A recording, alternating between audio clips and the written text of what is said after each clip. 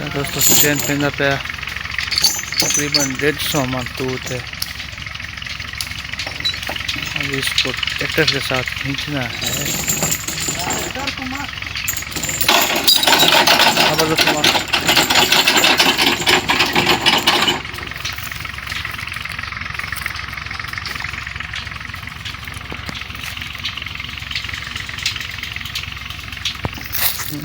आदर देऊन से truck truck